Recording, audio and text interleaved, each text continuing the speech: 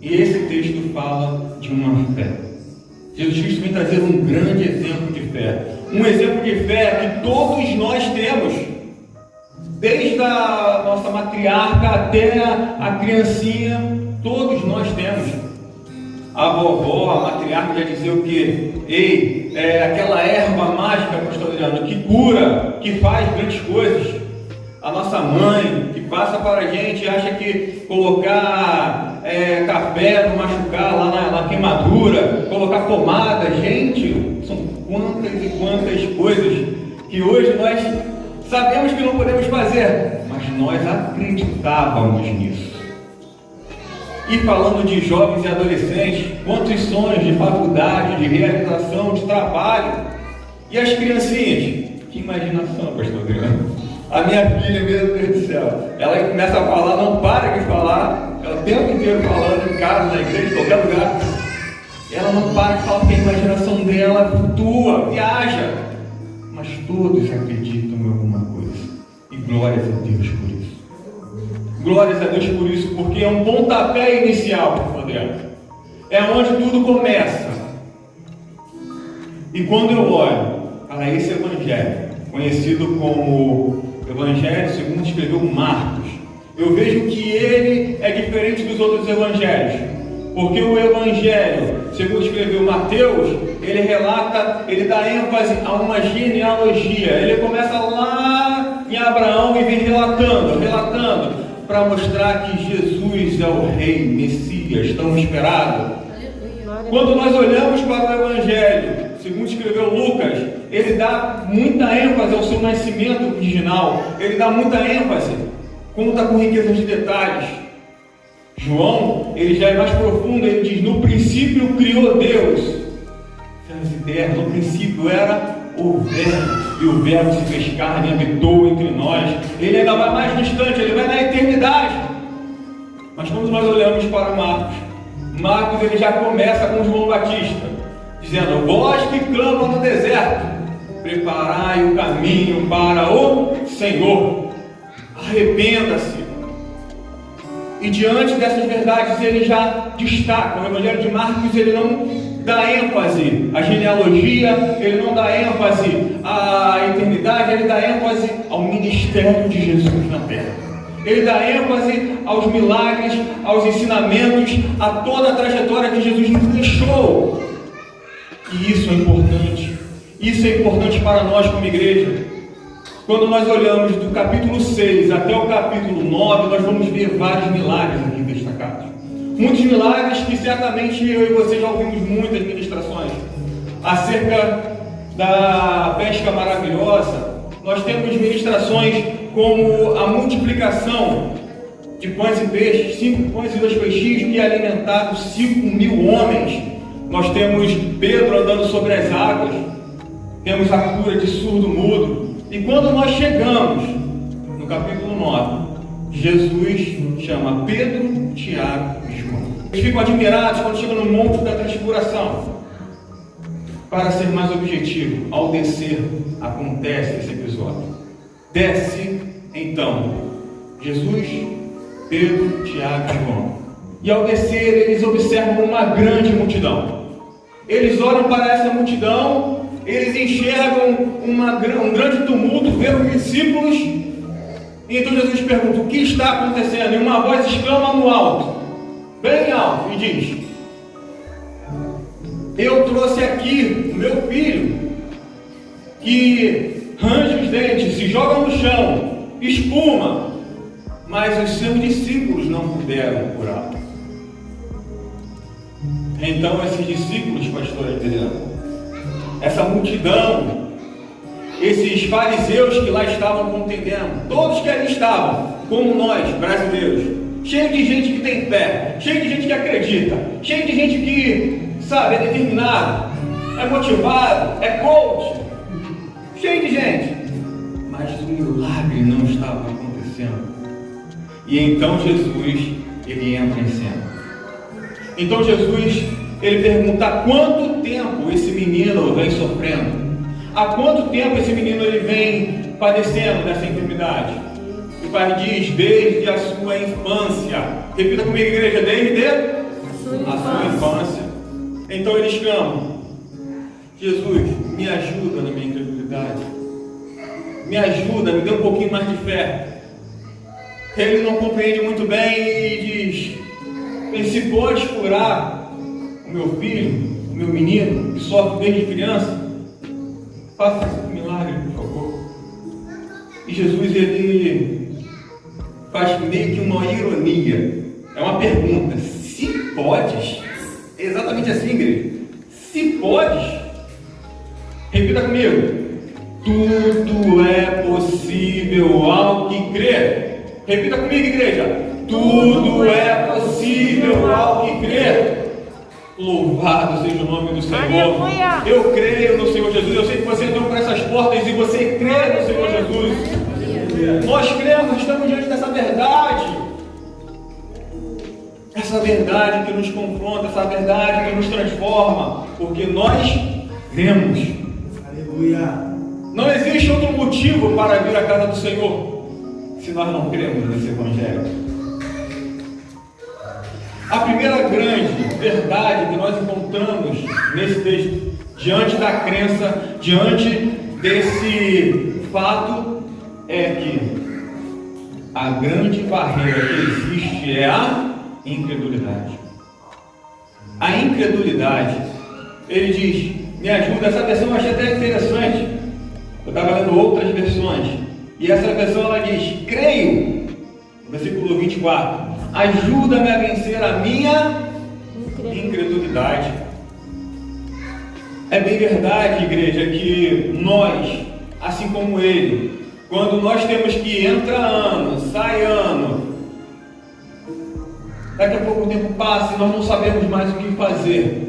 Quando se passa 5 anos, 10 anos e nós não vemos o milagre acontecer, nós não vemos a porta se abrir, nós não vemos as lutas, as adversidades passarem, e aí a gente começa a esmorecer. Ele está desde a sua infância. Hoje eu posso dizer, sendo pai, que quando a gente vê a dor de um filho, pastor Adriano, ela dói muito mais do que a nossa própria dor. Imagina esse homem desde a sua infância. Imagina ele olhando aquela realidade do seu filho padecendo, sofrendo e não encontrando mais ajuda, não encontrando mais ninguém que pudesse resolver os seus problemas, nenhum médico mais conseguia ajudá-lo. E ao se deparar com aquela realidade, ao ouvir que Jesus estava curando, que Jesus vinha, como nós vimos, operando vários milagres, ele pensou: ei, eu vou ir buscar meu milagre, eu vou lá como a última oportunidade, quem sabe, de ver o meu filho curado. E ele se dirige, mas ao chegar naquele lugar, ele se depara com mais problemas, com mais lutas, com mais adversidades. E a primeira grande verdade que eu vejo é a incredulidade, é a barreira que se coloca na nossa frente quando nós estamos lutando dia após dia para matar um leão. Ainda assim, nós, quando estamos bem perto, tem sempre alguém que se levanta, tem sempre um Sambalate e um Tobias que quer atrapalhar a nossa construção, que quer atrapalhar, Alex, o nosso projeto. Sempre tem um enviado do Satanás. Essa é a grande verdade que nós temos que entender. A incredulidade, ela tem que ser lançada fora. Aleluia. A incredulidade, ela não pode habitar no meio da sua igreja, ela não pode existir dentro dos nossos corações. A incredulidade, ela não pode ficar alojada. E nessa noite nós iremos declarar que nós viveremos pela fé. Aleluia. Que nós viveremos grandes milagres, grandes vitórias, grandes bênçãos, como temos vivido, como o pastor Adriano aqui me disse. A gente já dá um tempo aqui orando, buscando a Deus, fazendo lançamento. E Deus, no momento certo, Ele age. Na hora certa, Ele chega com a provisão, porque Ele encontrou fé. Porque Ele encontrou um coração, uma mente que não muda mediante as lutas e as adversidades. Meu amigo, Jesus, Ele dá uma grande lição quando Ele saiu de Cafarnaum e volta para a sua cidade chamada Nazaré. Quando ele volta para Nazaré, ao chegar lá, ele abre as Escrituras e começa a ensinar com grande poder e autoridade. Falava e todos ficavam admirados. Entretanto, quando eles disseram: ei, não é esse o filho de José e Maria, irmão de Tiago? Não é esse?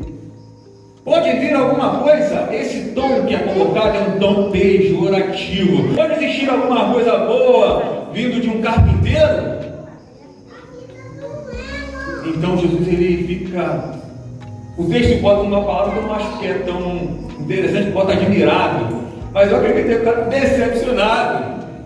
Porque diante dessa realidade, dessa verdade que ele olha no meio do povo, ele deixa de operar vários milagres naquela cidade, a sua cidade, aonde ele diz que o profeta na sua casa não tem honra. Por causa de quê? Da incredulidade. A incredulidade, ela não pode ocupar o mesmo espaço que a fé. A incredulidade não pode habitar no mesmo lugar que um milagre. Temos que lançar fora para vivermos as grandes promessas e vitórias e bênçãos que tem sobre as nossas vidas. Aleluia. Tem muitas coisas ainda para acontecer. Jesus Cristo ainda não voltou para arrebatar a sua igreja, pastor Adriano. Então não se frustre, não permita com que a incredulidade venha te dominar. Lembra de Jairo? Jairo, ele vai buscar Jesus porque a sua filha está enferma em casa. Só que no caminho acontecem várias coisas e ele perde muito tempo até chegar na sua casa. Mas Jesus vai com ele. Quando ele chega lá, encontra aquela multidão de pessoas dentro da sua casa, pastor Leandro. O que ele faz? As pessoas diziam o seguinte: ei, tua filha já está morta, não incomode mais. Várias pessoas se lamentando. Mas o que Jesus faz? Jesus manda todos saírem. Em nome de Jesus, igreja, manda a incredulidade embora. Se as pessoas que estão ao seu redor não compreendem o milagre que Deus tem para operar na sua casa, no seu trabalho, na sua vida, mande embora. Nós não podemos permitir com que a incredulidade habite no meio do povo de Deus. A incredulidade é algo muito sério. Todo pecado na sua raiz, ele é um pecado de incredulidade. Todo o pecado que existe é um pecado baseado na incredulidade. É o ato de não ter fé. Incredulidade, queridos, é o oposto a crer. Grave isso. Incredulidade é o oposto a crer. A dúvida é o oposto à confiança. Existe uma grande confusão em que muitas pessoas têm ensinado e ministrado, mas é uma distinção muito mínima, mas faz uma grande diferença. Quando eu olho e entendo o que Jesus está dizendo, se podes, com essa ironia, ele diz: tudo é possível ao que crê. Isso, pastor Adriano, por muitas vezes eu confesso que me tira um pouquinho da normalidade, tira um pouquinho do meu sono. Tem uns 2 dias, eu passei em frente ao hospital de Praia Brava e veio aquela vontade de chorar. E eu não consegui entender inicialmente por quê. Eu estava com aquela vontade de chorar e o Espírito Santo me deu um bombardeio no meu coração e eu pude entender. Porque por muitas vezes as almas estão perecendo, as pessoas estão indo para o inferno, as coisas têm acontecido e nós, como igreja, não temos fé suficiente. Nós falamos que acreditamos, pastor Adriano, mas que fé é essa? Que crença é essa? Que quando o problema está na nossa porta, é do nosso vizinho, é da nossa igreja, a gente cruza os braços, esperando vir da onde o socorro. Então, quando nós olhamos e vemos que existe sim uma grande multidão, os discípulos lá estavam, ninguém conseguia fazer nada, ninguém conseguia realizar nenhum milagre. por causa da incredulidade que ele estava. Então lança fora e vamos viver a nossa fé. Que crer é esse? Que fé é essa? É importante nós compreendermos qual é a verdade da fé. A fé, ela é o firme fundamento das coisas que se esperam e a prova das coisas que não se veem. Ela é o firme fundamento das coisas que se esperam e a prova das coisas que não se veem. Hebreus 11:1. É uma definição muito bonita. Mas a maior parte das pessoas tem como definição acreditar naquilo que é apalpável, pastor Adriano. Acreditar naquilo que é tangível, que eu posso tocar, aquilo que é material, aquilo que o meu intelecto diz para mim que é real. A razão tenta sobrepor por muitas vezes a revelação de Deus para nossas vidas. Então a fé, ela não consiste em apenas ver a realidade que está à sua volta. A fé consiste em ver além daquilo que os olhos podem compreender. A fé consiste em olhar sempre além da realidade. Perceba que quando Jesus chega naquela multidão em que existe um grande tumulto, ele vê de maneira diferente. Ele se posiciona de maneira diferente. Ele age de maneira distinta. E essa é a grande verdade. Quando nós estamos diante de um problema, de uma luta, de uma adversidade, às vezes nós pensamos em parar, ou até mesmo pensamos que não temos fé suficiente. Mas existe uma fé que move montanhas. Existe uma fé que faz o milagre acontecer. Aleluia. Ela não consiste naquilo que nós podemos ver, observar, tocar. Ela consiste exatamente naquilo que não se pode ver. É trazer à existência as coisas que não existem. Se nós cremos somente naquilo que é palpável, somente naquilo que as pessoas, o mundo, as filosofias dizem para a gente que é uma verdade, a palavra de Deus, irmãos, nunca vai surtir efeito. A fé é necessária para que o milagre aconteça, para nós vivermos uma vida transformada. Ela não chega. Entenda que fé não é ausência de dúvida. Fé é superação das dúvidas. Porque a fé, ela não é ausência de dúvidas, ela é superação das dúvidas. Sabe por quê? Por isso que eu disse que dúvida, ela é oposição à confiança. Ambos são sentimentos, pastor Adriano. A fé não é sentimento. A fé não é sentimento. A fé é crer no impossível, é crer em Deus. Sem fé é impossível agradar a Deus. Sem fé é impossível nós nos achegarmos até Ele. Sem fé é impossível nós fazermos qualquer obra para Ele. Tudo é vão. Tudo é vão. Fé não é um sentimento.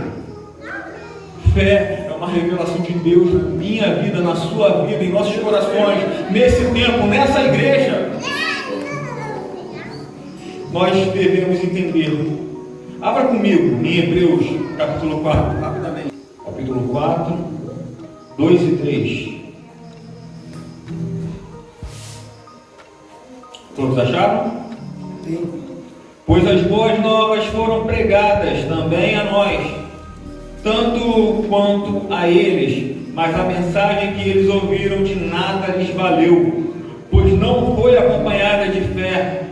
Repita, igreja, pois não foi acompanhada de fé por aqueles que a ouviram. Pois nós, os que cremos, é que entramos naquele descanso, conforme Deus disse. Aleluia. Queridos, a fé, ela vem para ouvir, dar ouvidos, à palavra de Deus. A palavra, dia após dia, semana após semana, ela é pregada nessa igreja.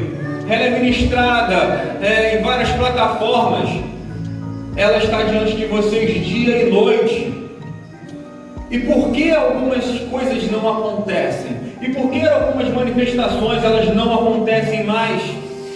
Perceba que ele está falando aqui do povo de Israel, que a pregação do Evangelho foi anunciada a eles primeiro, foi revelada a eles primeiro, porém eles não ouviram, eles não compreenderam a pregação do Evangelho. E nós temos pregado, irmãos, a minha vida inteira eu passei dentro da igreja. Praticamente eu sou nascido e criado na igreja.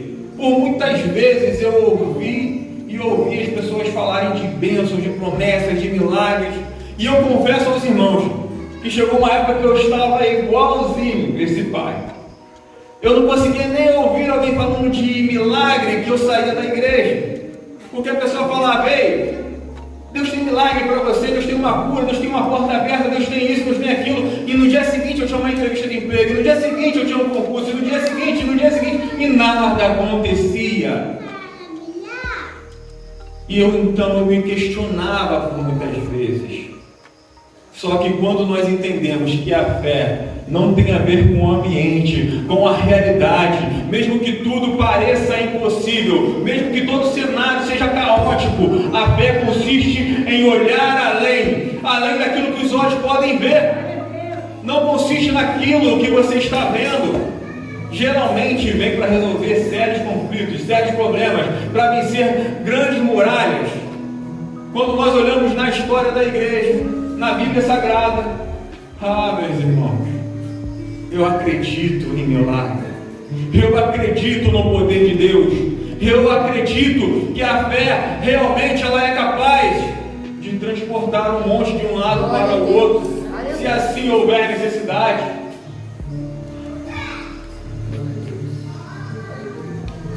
Todos têm uma medida de fé, todos nós. Deus ele nos deu uma medida de fé. Em Romanos 12:3 vai dizer que ele deu uma medida de fé a cada um. A Amanda ela costuma ter um pouquinho de fé. Ela fala que não tem muita fé. Eu já sou mais fervoroso. Eu acredito tanto que eu tomo volta de vez em quando. Acredito até em mito, fake news, acredito em tanta coisa que eu acabo tomando volta de vez em quando, de tanto que eu acredito nas coisas. Mas perceba que todos têm uma medida de fé. A maior fé que foi relatada, Amanda, não conversei sobre esse exemplo, e Amanda lá, na hora que ela estava ministrando aqui, ela mencionou o centurião quando chega diante de Jesus. O oficial romano, quando chega diante de Jesus, ele diz: ei, meu servo está em casa, padecendo de uma enfermidade. E Jesus imediatamente diz: vamos lá, vamos curar, vamos resolver esse problema. Opa, Jesus querendo entrar na minha casa, Jesus querendo resolver o teu problema, Jesus querendo agir, e você vai dizer: ei, peraí, veja o posicionamento desse grande homem, pelo seu posicionamento de fé. Veja que ele diz o seguinte: eu não sou digno que entre na minha casa, porém, basta uma palavra e o meu servo será curado. Basta uma palavra e tudo mudará. Ei! Os discípulos por muitas vezes tinham uma fé pequenina. Deus nos dá uma fé pequena, uma medida de fé. A palavra de Deus diz que se nós tivermos uma fé do tamanho de um grão de mostarda, muitas coisas aconteceriam. E esse centurião, ele acredita no poder da palavra, ele acredita que mesmo sem ver, a autoridade está diante dele, a maior autoridade que é Jesus está diante dele, a maior autoridade que é Jesus está nesta igreja, a maior autoridade está nas nossas vidas. Aleluia! E por que às vezes nós ainda não cremos? E por que ainda nós queremos limitar o poder de Deus, pastor Guilherme?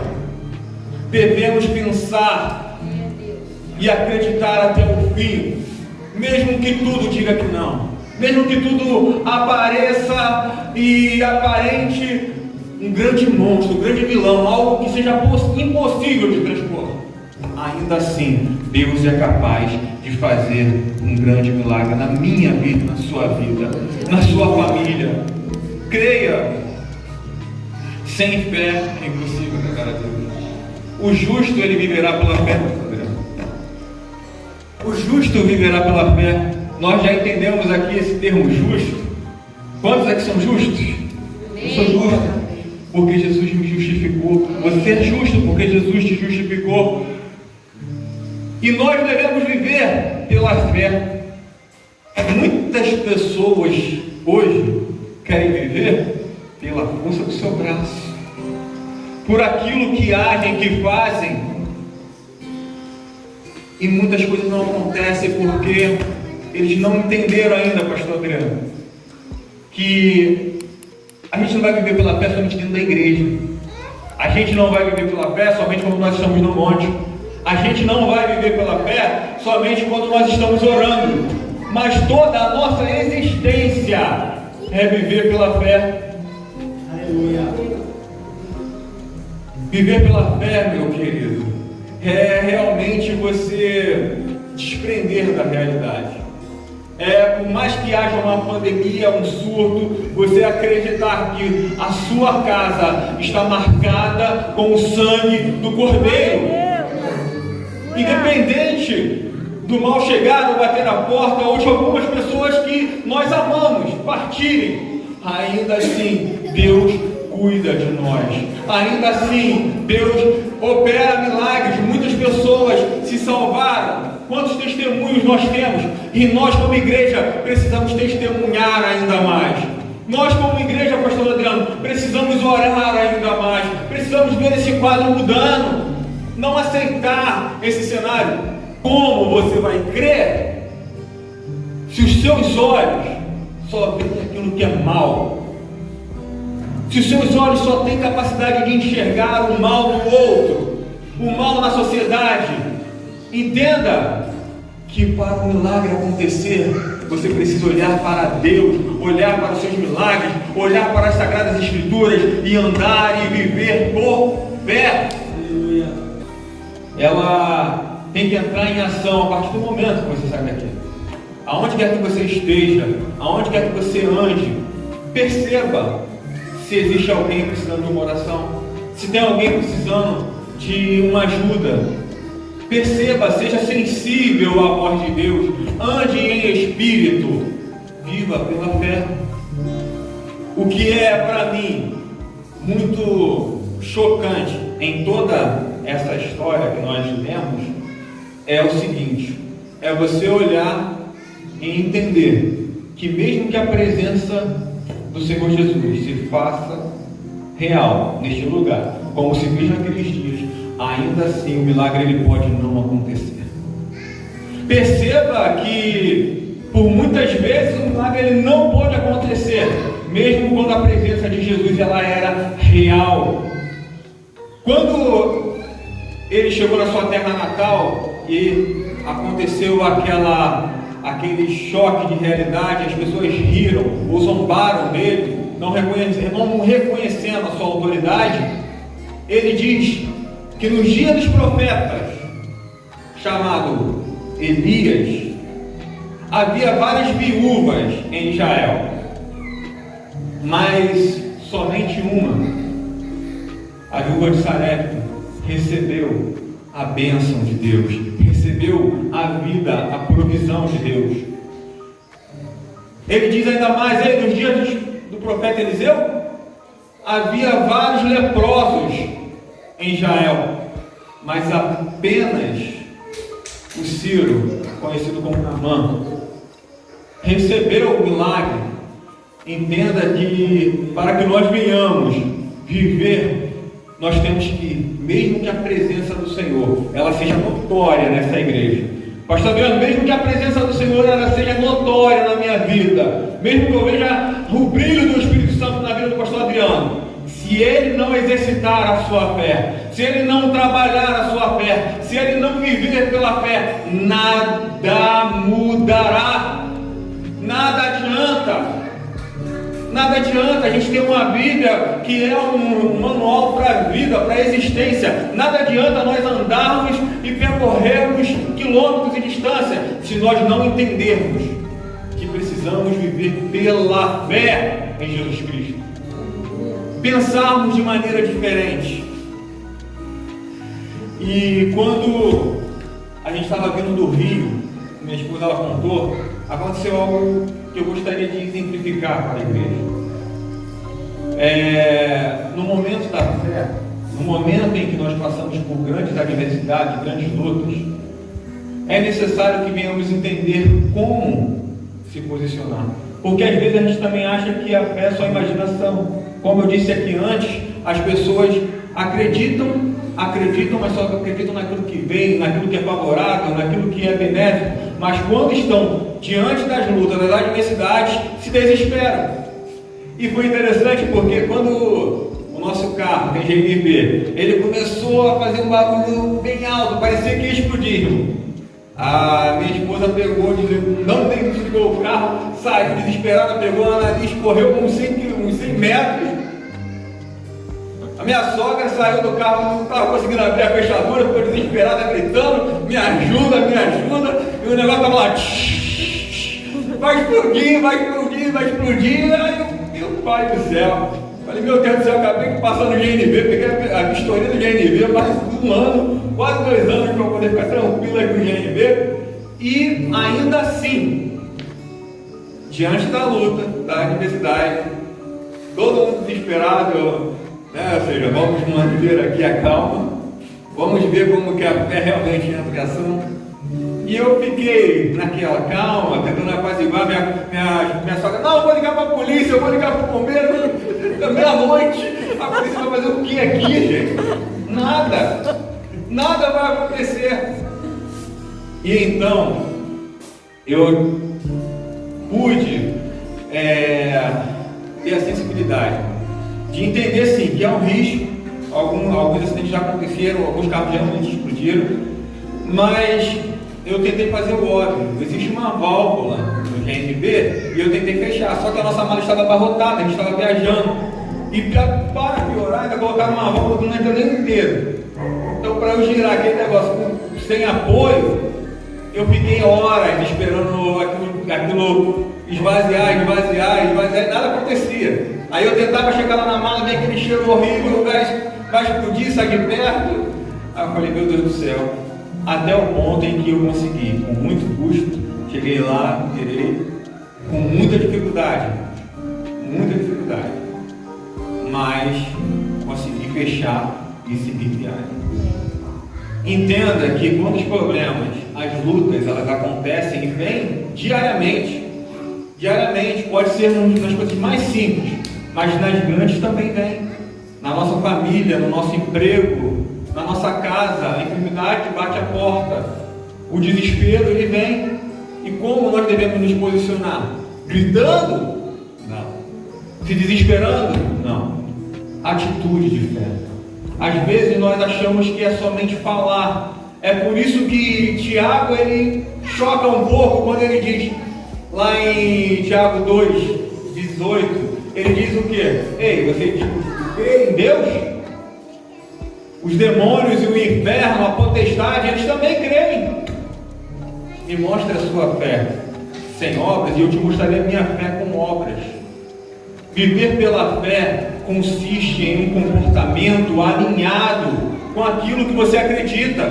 Não é você se desesperar porque as coisas não deram certo, Ramon. Não é você se desesperar porque alguém está enfermo. Não é você se desesperar porque o carro bateu, porque...